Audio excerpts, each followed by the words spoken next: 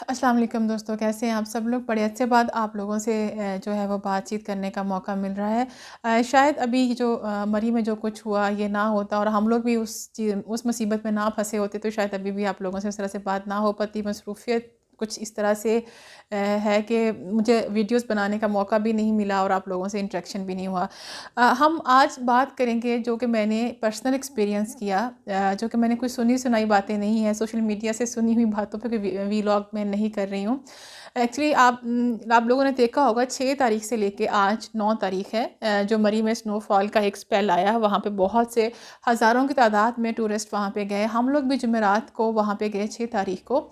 जब हम लोग गए तो रोड्स खुले थे, हम लोग मोटरवे के ज़रिए से गए, जीटी रोड से नहीं गए, तो इसीलिए हमें कोई इतना प्रॉब्लम नहीं हुआ। गो कि शाम को 7-8 बजे करीब काफ़ी ज़्यादा जो जीपीओ चौक है वहाँ पे काफ़ी रश था। गाड़ियाँ डेढ़-डेढ़ 2-2 घंटे वहाँ पे सिर्फ कुछ 600 मीटर का रास्ता तय करने के लिए भी उनको डेढ़-डेढ़ घंटा लगा।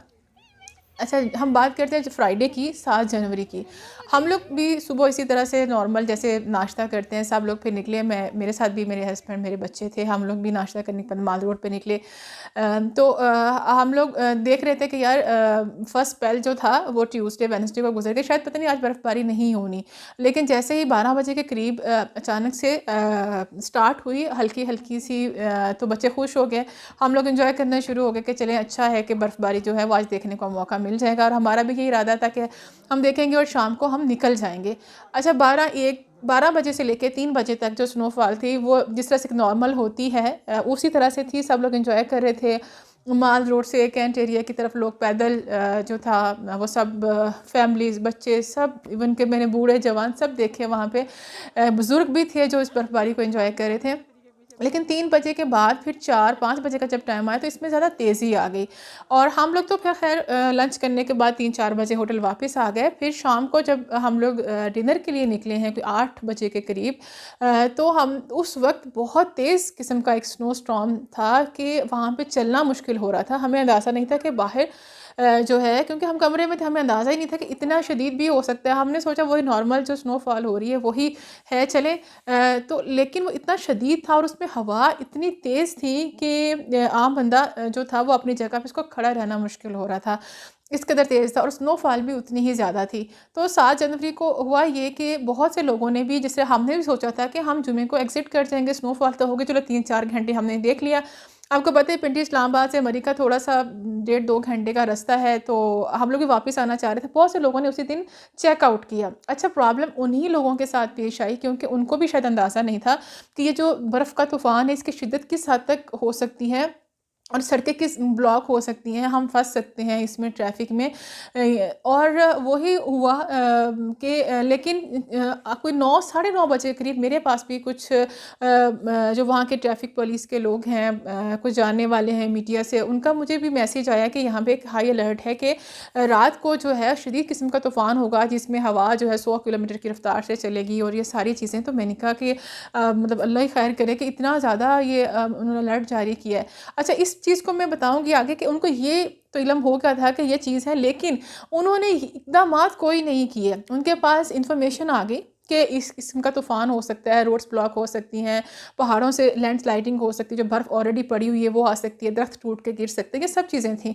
लेकिन हुआ ये अनफॉर्चुनेटली कि जो स्याह बेचारे निकल चुके थे, जो टूरिस्ट चले गए मरी से, तो वो उसी तूफ़ान में फँस गए। और वहाँ पे जो ट्रैफ़िक पुलिस है या वहाँ की जो इंतज़ामिया है, ज़ाहिर इतने तूफ़ान में किसी ने भी पलट के ख़बर नहीं ली कि जो एग्ज़िट कर गए हैं उनकी क्या सूरत हाल है। लोग पूरी रात उस तूफ़ान में फँसे रहे हैं। अभी जो सोशल मीडिया पे हम लोग भी गो के मरी में देखते रहे हैं जो चीज़ें चल रही थी, क्योंकि वहाँ पे जब वो तूफ़ान आया उसके बाद ना तो बिजली थी, बिजली कभी आ रही थी 1 मिनट कभी जा रही थी, ना इंटरनेट था, कुछ भी नहीं था। जो थोड़ा बहुत हमें टाइम मिलता था देखने का या कोई कहीं से सिग्नल थोड़े बहुत मिल गए तो चेक कर लिया। तो लोग ये कह रहे थे कि जो लोग टूरिस्ट फँसे हुए थे, अच्छा वो मुख्तलिफ हर बंदे ने अपनी-अपनी उसमें डिटेल लिखी हुई थी कि इस वजह से उनकी डेथ होगी, इस वजह से उनकी डेथ होगी। देखें, ये चीज़ तो चले मानते हैं हम बीइंग अ मुस्लिम कि जो एक दिन जो दिन मौत का लिखा है वो आना है। लेकिन अगर इस तरह से किसी की नाअहली की वजह से, नाकामी की वजह से किसी की हो जाए तो इनका खून भी उनके सर ही जाता है। वो लोग तो शहीद हो गए, वो सफ़र में थे, छोटे-छोटे बच्चे थे उसमें। अभी वो कह रहे थे जो वहाँ के, हमने अपने कानों से सुना, हमारे होटल की इंतज़ामिया कह रही थी कि देखें मैडम, इसमें तो उनका अपना कसूर है, वो ना हीटर चलाते, ना वो इतनी सफोकेशन होती, ना वो उनकी डेथ होती। तो मैं हैरान थी कि यार इन लोगों में, इन लोगों का दिल नहीं, इनमें एहसास ही नहीं है कि पूरी फैमिली ख़त्म हो गई और ये लोग ये बातें करें कि उनका कसूर है। अब इसमें मुख्तसर बात ये करते, होना क्या चाहिए था। देखिए जब ये तूफ़ान आया था, उनको हाई अलर्ट मौसूल हो गया, ट्रैफिक पुलिस वालों को, इंतज़ामिया को, सारा उन्होंने सर्कुलेट भी कर दिया मीडिया में भी। तो होना ये चाहिए कि उनकी जो वहाँ पे कुछ मशीनरी है उनके पास, क्योंकि वहाँ पे देखो मरी में सिर्फ ये कि सिविल इंतज़ाम है, वहाँ पे कैंट का एरिया भी है, वहाँ पे जो हमारे आर्मी के लोग हैं उनके पास भी बहुत से इक्विपमेंट्स होंगे। तो उनको इनको सबको मिलकर चाहिए था कि जैसे तूफ़ान स्टार्ट हुआ था ये अपनी गाड़ियाँ वहाँ पे भेजते और लोगों को जो वहाँ इधर से एग्ज़िट जो लोग कर रहे थे उनका दाखिला बंद कर देते और जितनी गाड़ी उस वक्त रोड पे थी उनको क्लियर करने की कोशिश करते या गाड़ियाँ साइड पे लगा के उन लोगों को किसी भी शटल सर्विस टाइप चीज़ या किसी भी तरह गाड़ियों में लेके वापस होटलों में, या जो आर्मी के कुछ हैं या हमारी हुकूमत के कुछ वहाँ पे जो गेस्ट हाउसेस टाइप चीज़ें हैं वहाँ पे उनको रखा जाता ताकि उनको मज़ीद एक्स्ट्रा उन पर बर्डन ना पड़ता, क्योंकि वहाँ पे उस रात 50-50 हज़ार पर नाइट तक भी चार्ज किया गया है लोगों से। क्योंकि मरी के लोग जो हैं ये किसी के नहीं है, ये सिर्फ अगले बंदे की मजबूरी से फ़ायदा उठाते हैं। तो वो बच सकते थे, वो ज़िंदगियां बचाई जा सकती थी। ये कहना कि तूफ़ान में वहाँ पे क्रेन नहीं जा सकती थी, ये नहीं हो सकता था। जब गाड़ियाँ एग्ज़िट हो रही थी तब उस वक्त इंतज़ामिया कहाँ पे थी, ट्रैफिक पुलिस के लोग वहाँ पे कहाँ थे, उस वक्त उन लोगों को रोका जा सकता था। इसकी मिसाल मैं ऐसे दूँगी, जैसे ही मोटरवे पर धुंध होती है, हम लोग मोटरवे को जो वहाँ की ट्रैफिक मोटरवे पुलिस है बंद कर देती है, किसी को नहीं जाने देती। तो क्या बात थी कि अगर उस वक्त उन लोगों को रोक लिया जाता वहाँ पे कि आप लोग इस मौसम में ना जाएं, तो वो जानें बच सकती थी। चले इस पर तो खैर बहुत से लोगों ने बहुत कुछ लिख चुके हैं पिछले 3-4 दिनों में। हम लोग तो जुमेरात को, आज हम लोग घर पहुँचे हैं, अल्हम्दुलिल्लाह खैरियत से पहुँच गए। आज जो मैंने एक्सपीरियंस किया, हमने कहा गया, मैंने वहाँ पे कुछ ट्रैफिक पुलिस वालों से भी इंफॉर्मेशन ली, कुछ पूछा कि हम लोग जाना चाह रहे हैं कि रास्ते खुल गए हैं, साफ़ हैं, कोई मसला तो नहीं होगा। तो उन्होंने कहा कि नहीं, रास्ते आप जीटी रोड वाली साइड से जा सकते हैं, क्योंकि जो मोटरवे है वो अभी तक बंद है। तो हम लोग फिर जीटी रोड की तरफ से हम लोग निकले। जब वहाँ पे, क्योंकि वहाँ बहुत ज़्यादा स्लिपरी था, हमने भी एक ड्राइवर को फिर वहाँ पे हायर किया, क्योंकि हमें भी उस तरह से एक्सपीरियंस नहीं है बर्फ़ के ऊपर गाड़ी चलाने का, ज़्यादा स्लिप हो रही थी गाड़ी। तो हमने वो 2-3 किलोमीटर के लिए उनको कहा कि हमें नीचे तक छोड़ आए, जहाँ ये बर्फ़ ख़त्म हो जाए, स्लिपरी एरिया। तो जैसे ही हम फिर अपने निकले हैं वहाँ से, पूरे मॉल रोड के ऊपर अभी जगह जगह बर्फ़ पड़ी हुई थी। जो नमक डाला होता है उससे कुछ कुछ बर्फ़ जो मेल्ट हुई थी, कदरे बेहतर था जुमे सैटरडे की निस्बत, क्योंकि सैटरडे को सेकंड टाइम गाड़ियाँ निकलना शुरू हो गई थी वापसी के लिए, लेकिन हम लोग नहीं निकले थे कि खुदा ना खास्ता अभी सूरत हाल उस तरह से नॉर्मल नहीं है। तो आज भी वही कि जो कैंट एरिया था वहाँ से, जैसे उनका जो मेन गेट है, उनकी जो एंट्रेंस है, वहाँ का वो कोई 600 मीटर का जो एरिया था, वो तो क्लियर था, लेकिन आगे फिर वही कि बर्फ़ तो हटी हुई थी, लेकिन वो इतना नैरो सा रोड क्लियर हुआ था कि 2 गाड़ियाँ पैरेलल नहीं गुजर सकती थी। ऐसे ही हुआ कि जब हम लोग वहाँ जो शार्प टर्न्स आ रहे थे, तो वहाँ सामने से बड़ी बड़ी जो बसेस हैं, जो मुकामी लोग वहाँ के हैं जो में सफ़र करते हैं, तो वो वहाँ पे आए। तो हमारी गाड़ी मतलब आधी बर्फ़ के ऊपर थी। ज़ाहिर है वो ड्राइवर जो है उनको थोड़ा एक्सपीरियंस होता है, अदरवाइज़ अगर मैं गाड़ी चला रही होती मैं फंस जाती वहाँ पे, और मेरी उस टाइम कोई मदद ना कर सकता, क्योंकि ये लोग, आप लोगों को पता ही है कि किसको मैं उस टाइम बुलाती।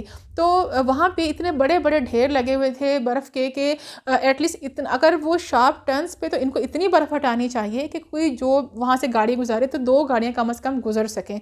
तो खैर वो हमने कोई 500 मीटर 400 मीटर का था वो टफ़ रास्ता जो था वो गुजारा। फिर आगे भी कोई 2 किलोमीटर इसी तरह से करते कराते हम लोग घोड़ा गली तक पहुँचे, और वहाँ तक हम लोग फिर ड्रॉप, और आगे फिर हम लोग अल्हम्दुलिल्लाह ख़ुद ड्राइव करके आ गए। अब कहना, मैंने इसमें से क्या जो एक्सपीरियंस मुझे हुआ, एक बात ये है कि जो हुकूमत कह रही है कि जो रास्ते बड़े क्लियर आप लोग निकल आए, इस तरह से लोगों को मिस गाइड ना करें। कि अगर फ़र्ज़ करें हम लोग भी एक ड्राइवर सेफ़ साइड पे हायर ना करते, और मैं या मेरे हस्बैंड खुद ड्राइव कर रहे होते, हम लोग कोई मरी के या उस साइड के नहीं है कि हमें बर्फ़ पे उस तरह से गाड़ी चलानी आती है, तो फिर इसी तरह से भी हादसा होते हैं, गाड़ियाँ स्लिप कर जाती हैं, खाई में जा गिरती हैं। तो वहाँ पर जो टूरिस्ट मोस्टली पंजाब साइड से आते हैं, उनको मोटरवेज़ या जीटी रोड पर तो गाड़ियों का एक्सपीरियंस होता है, लेकिन बर्फ़ के ऊपर गाड़ी चलाने का हर बंदे को एक्सपीरियंस नहीं होता।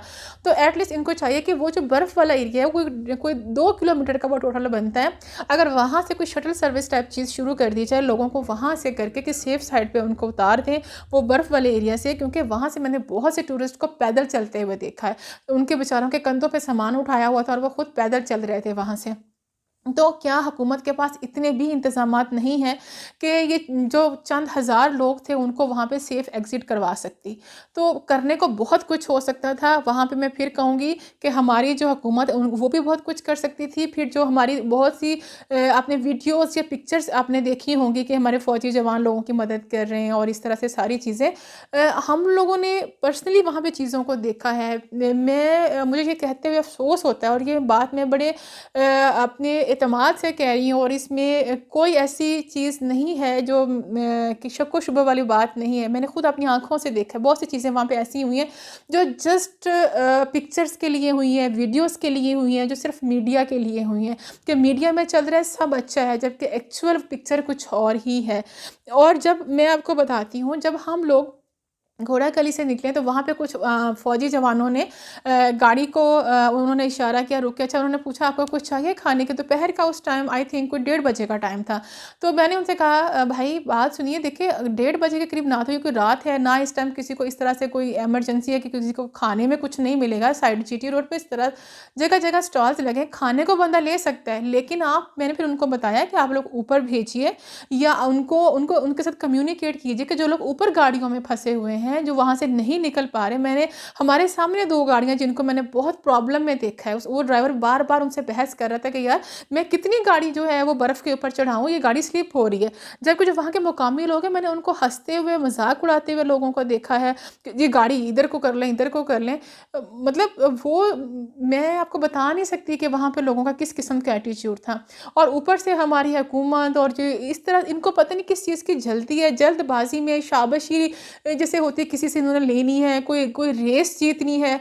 बस बयानबाज़ी की हद तक सब कुछ है। मैंने शेख रशीद साहब का उस दिन देखा, उनको वो एक्सप्रेस वे पे खड़े हुए कह रहे हैं जी सब ठीक है। भई एक्सप्रेस वे तक तो आना ही सबसे बड़ा मसला है। वहाँ पे आप जी मरी पहुँच के, कहाँ मरी पहुँच गए? हम लोग भी उसी रास्ते से आए हैं। मैंने खुद वो देखा है। वहाँ से वो तो सारा सेफ क्लियर रास्ता है। जिधर खड़े होके वो कह रहे थे कि सब हमने क्लियर कर दिया, इतनी गाड़ियाँ हमने एग्ज़िट करा दी हैं। ऐसा कुछ भी नहीं। मैंने उस्मान बुज़दार साहब की इतनी सारी वो ट्वीट्स उनकी वो मैंने देखी आती हुए कि हमने जी अपना हेलीकॉप्टर दे दिया, ये कर दिया। भई हमें तो वो कुछ कुछ वहाँ पे ऐसी चीज़ें नज़र नहीं आई हैं। और ये वो चीज़ें हैं जो मैंने अपनी आँखों से वहाँ पे देखा है, लोगों को प्रॉब्लम में देखा है। और वहाँ की जो लोकल लोग हैं उन पे बात करना कि जी वो इतना चार्ज क्यों कर रहे हैं, इस पे तो बहुत दफ़ा बात हो चुकी है। हर ईद पे होती है, फिर 14 अगस्त पे होती है, फिर न्यू ईयर पे होती है। वो लोग उन लोगों के बारे में कोई कमेंट नहीं किया जा सकता। बस इतना मैं ज़रूर कहूँगी, उनमें एहसास नाम की उन लोगों में चीज़ नहीं है। उनके लिए पैसा ही सबसे इम्पोर्टेंट है। अगर कोई बंदा मर रहा है तो उस मरते हुए को अगर वो एक पानी का गिलास देते हैं ना, तो उसका भी शायद वो 10,000 चार्ज कर लें कि तुम्हारी ज़िंदगी इस पानी के गिलास से बचनी, इससे ज़्यादा और मैं उनके लिए क्या कह सकती हूँ। बाकी बात है कि हुकूमत इसमें क्या कर सकती है। देखिए जब इनके पास हर चीज़ की इन्फॉर्मेशन आती है कि वेदर ये होगा, इतनी हैवी स्नोफॉल होगी, तूफ़ान आ सकता है, तो क्या इनका एक प्लान नहीं बन सकता? इन्होंने हर चीज़ 22-23 लोगों की शहादत के बाद ही इनको याद आता है हर दफ़ा। अभी आप लोग देख लीजिएगा, चंद दिन गुजरेंगे, हुकूमत भी ये बात भूल जाएगी, सब चीज़ें मीडिया भी भूल जाएगा, किसी ने पूछना भी नहीं है कि क्या हुआ था। फिर ये लोग मीडिया, अनफॉर्चुनेटली हम लोग भी मीडिया से हैं, ये फिर देखेंगे किसी ये जैसे मैं इनके बारे में क्या कहूँ, किसी बड़े हादसे के इंतज़ार में बैठे होंगे, फिर रेटिंग के चक्कर में वहाँ पे सारा दिन वो चलाएँगे, बस इससे ज़्यादा इनका कुछ नहीं है। और हुकूमत का काम बस इतना है कि ट्वीट्स आ गई हैं उनके वुज़रा को सिवाय 2 नंबर किस्म की ट्वीट करने के और कोई उनको काम नहीं है। बुज़दार साहब जाते हैं हेली पे जी व्यू कर रहे हैं सारा, जी मरी में बड़ी बर्फ़ पड़ी हुई है, बैठ के वहाँ पे मरी को जी ज़िले का बनाने का जी वो उन्होंने फ़ैसला कर लिया। क्या ये हल होता है इन चीज़ों का? वहाँ पे मैं बताऊँ आपको कि मेरा वहाँ पे दिल कर रहा था काश अगर हम लोगों के पास इतने वसाइल हों, थोड़ी सी वसाइल है, तो हम इन लोगों को वहाँ से निकाल सकें। अगर वो रोड स्लिपरी ना होता तो शायद हम लोग अपनी गाड़ियों में लोगों को भर भर के नीचे उतार रहे होते। कितना पैसा खर्च हो सकता था चाहे कोई 3 से 4 बड़ी जो कोस्टर्स होती हैं, उस तरह की चीज़ें, या जीपें ही हायर कर लेते हैं, वो लोगों को वहाँ से निकाल सकते हैं। मैंने लोगों को वहाँ परेशान देख मैंने जीपे चौक पे लोगों को वहाँ पे यकीन माने देखा है, उनको उनको परेशान होते हुए कि उनके पास अब जाने के लिए किस तरह से वो लोग जाएँ। हर एक के पास अपनी गाड़ी नहीं है। फिर दूसरी गाड़ियाँ जो हैं, ज़ाहिर है उनका एक टाइम है, और फिर रास्ते बंद होने की वजह से रश बहुत ज़्यादा है, लोग वहाँ से निकल नहीं पा रहे हैं। एक और बात जो मैं कहना चाहूँगी, जब भी ऐसा मौका आता है तो आगे से ये कहा जाता है कि इनको किसने कहा था कि वहाँ पे जी ये इस वेदर को एंजॉय करने के लिए जाएं। मुझे आप लोग एक बात बताइए, क्या तफरीह करना कोई जुर्म है? क्या जो तो लोग तफरीह करने के लिए जाते हैं, क्या वो किसी का नुकसान करके आते हैं? वो अपनी जेब से हज़ारों, लाखों, हर कोई अपनी हैसियत के मुताबिक वहाँ पे खर्च करके आता है, सिर्फ़ कुदरती मनाज़र देखने के लिए, उस स्नोफॉल को देखने के लिए। और मुझे तरस आता है अपनी इन लोगों पे जो बेचारे कितनी-कितनी दूर से सिर्फ़ एक बर्फ़बारी देखने के, और हुकूमत के वज़रा आगे से बैठ के ये कह रहे होते हैं कि मैंने यहाँ तक लोगों को सुना कि इनको पागल कुत्ते ने काटा हुआ था, वहाँ पे जाएँ और इस मुसीबत में फँस जाएँ। इनसे कोई पूछने वाला नहीं है कि हमारे पास जो जी टाइगर फ़ोर्स है, हमारे पास रेंजर्स हैं, आर्मी है, हमारे पास वहाँ की जो सिविल इंतज़ामिया वो है, ये किन-किन चीज़ों के लिए रखे हुए हैं आप लोगों ने? सिर्फ़ ये तनख़्वाहें लेने के लिए रखे हुए हैं, इदारे बनाने के लिए, इनका कोई काम नहीं है। अब एनडीएमए के इदारा बनाएँ, मुझे बताएँ एनडीएमए का क्या काम है? इससे बेहतर है कि एनडीएमए को ख़त्म ही कर दें। उ उनकी उनका जो इतना हेवी बजट जाता है, वो इन लोगों पे लगा दें, इन बेचारों पे। कोई रोड्स को वहाँ पे खुला कर दें, कोई वहाँ पे अगर मरी में 2-3 मशीनें हैं वहाँ पे, कोई 8-10 मशीनें हैं बर्फ़ हटाने के लिए। इमरजेंसी में कोई ऐसा वहाँ पे सेंटर कायम हो कि आपको पता है कि अगर दिसंबर से लेके ये फरवरी तक 2-3 महीने में यहाँ पे टूरिस्ट आते हैं, ज़रूरत पड़े तो उसको यूटिलाइज़ किया जा सके। वहाँ पे लोगों के लिए आसानी पैदा करें। आपने ये एक मैं क्या कहूँ, ये पाले हुए इस किस्म के इदारे, क्या फ़ायदा है ऐसे ऐसे इदारों का? मैंने खुद मैं भी जब मीडिया में हम लोग कवर करते थे, हम भी ये चीज़ें बड़े आराम से कहते थे। आज मैंने अपनी आँखों से वो चीज़ें देखी तो ये मुझे एहसास हुआ है कि वहाँ पे ये लोग गलत नहीं कहते हैं। वाक़ई बहुत बेहिसी है, हुकूमती सतह पर, हर सतह पर बेहिसी है। किसी भी बंदे की जान जाना, मैं अफ़सोस के साथ कहना पड़ता है, ये इनके लिए इतना ही अफ़सोस है जैसे किसी जानवर की मौत हो जाए। और मैंने जानवरों को भी दूसरे जानवरों को बचाते हुए देखा है, और हम इंसान हो के इंसान को नहीं बचा सकते, और हम उनका गोश्त खाने पे उतर आते हैं कि एक गिलास पानी का देने के लिए भी हम उसके पैसे लेते हैं। और ये हुकूमत और वहाँ पे जो होटल माफ़िया, इस पे तो फिर कभी बात करेंगे ना, ये इनमें किनका कसूर है और किन कौन-कौन इसमें मुलव्विस है। मेरा सिर्फ़ आज का मकसद वीडियो का यही था कि ये कह देना कि वो लोग क्यों निकले वहाँ पे, उसमें किसका कसूर था? वहाँ पे टूरिस्ट क्यों गए बर्फ़बारी देखने, इसमें भी लोगों का ही कसूर है। जो लोग गाड़ियों में एग्ज़िट हुए, वो क्यों, किसी ने ये नहीं जानने की कोशिश की कि वो उस तूफ़ान में क्यों निकले होंगे? मेबी किसी के जेब में इतने पैसे ना हो कि वहाँ पे वो 2 नाइट और स्टे कर सकते। तो क्या ऐसे में वहाँ के जो इतने सारे लोग हैं, वो इंतज़ामिया है, आर्मी की इतनी सारी वहाँ पे चीज़ें हैं, वहाँ पे उनको रखा जा सकता था, उनको रेस्क्यू किया जा सकता था। देखो वहाँ पे इतनी मैं तो इस बात पे हैरान हूँ कि हमारे इतने इदारे क्या सिर्फ़ अपने आप को पालने के लिए रखे हुए हैं, अपनी प्रोटेक्शन के लिए रखे हुए हैं? जो हम इंसान हैं, क्या मतलब भेड़-बकरी जानवर हैं हम लोग की कोई वैल्यू नहीं है इंसानों की?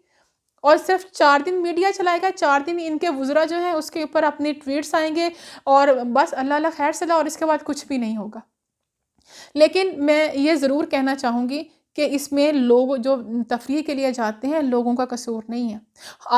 ये इस हुकूमत की जी अव्वलीन तरजीह थी कि हम इस मुल्क को जी वो टूरिस्ट के लिए बड़ा वो बनाना चाहते हैं। कहाँ पे टूरिस्ट आएँगे? आप तो अपने चंद हज़ार लोगों को सेफ़ एग्ज़िट नहीं दे सकते, उनको वहाँ से निकाल नहीं सकते, उनको रेस्क्यू के लिए कुछ आपके पास 2-4 मशीनें नहीं है रोड साफ़ करने के लिए, यहाँ पे टूरिस्ट ने कहाँ से आना है?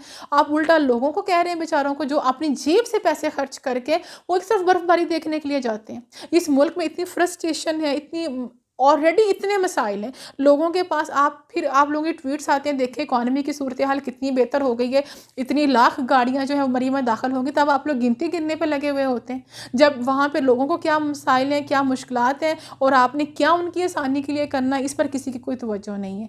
लोग देखें, जो लोग नज़र आते हैं ना, ये टूरिस्ट, अभी ये अगर 22-23 करोड़ का मुल्क है ना, उसमें कितने के लोग हैं जो ये अफ़ोर्ड कर सकते होंगे 2-2 दिन या 4-4 दिन वहाँ मरी में जाके रहना, महँगे होटलों में रहना, और वहाँ पे इतना पैसा खर्च करना। शायद किसी की एक नाइट वहाँ पे खर्च करते हैं, किसी की हो सकता है सैलरी इतनी हो। ये सिर्फ़ थोड़े से लोग हैं ये जो एन्जॉय करने के लिए जाते हैं। बाकी लोग जो है ना उनका तो जो इस हुकूमत में जो उनका हाल हुआ है ना वो आप लोगों के सामने है। तो खुदारा जो लोग अपना थोड़ा-सा अपने बीवी बच्चों के साथ वहाँ पे एन्जॉय करने के लिए जाते हैं, बजाय उनको ब्लेम करने के आप लोग अपने गिरेबान में झाँके कि आप लोग क्या कर रहे हैं।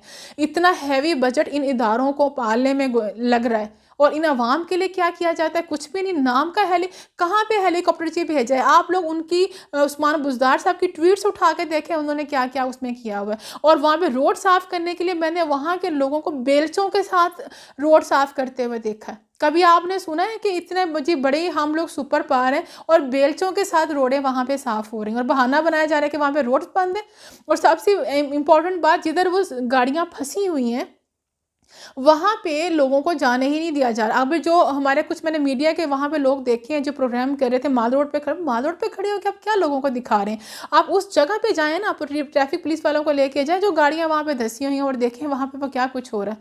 ये गरम-गरम कमरों में बैठ के हीटरों के आगे बात करना ना बड़ा आसान होता है, लेकिन वहाँ पे जो लोगों के साथ हो रहा है इसका किसी को अंदाज़ा नहीं है। तो मैं यही कहूँगी कि जो मीडिया में दिखाया जा रहा है ये कुछ और है, जो वहाँ पे लोगों को प्रॉब्लम्स फेस करनी पड़ी हैं वो कुछ और है। इंशाल्लाह अगली वीडियो में आपसे बात होगी और फिर हम मज़ीद इसी चीज़ को मैं कंटिन्यू करेंगे हम कि कौन से ऐसे इक़दामात हैं जो लिए जा सकते हैं। क्या हम आप दुनिया भर में देख लें टूरिज़्म को फ़रोग़ देने के लिए हुकूमतें क्या-क्या कुछ करती हैं, लेकिन हमारी हुकूमत की जो एक नाकामी है, नाअहली है, जो जो हर लेवल पे इनकी इंतज़ामी अमूर में हमें नज़र आती है, वो आप लोगों के सामने है। इंशाल्लाह आपसे फिर मुलाकात होती है। अपना बहुत ख़्याल रखिएगा। खुदा हाफ़िज़।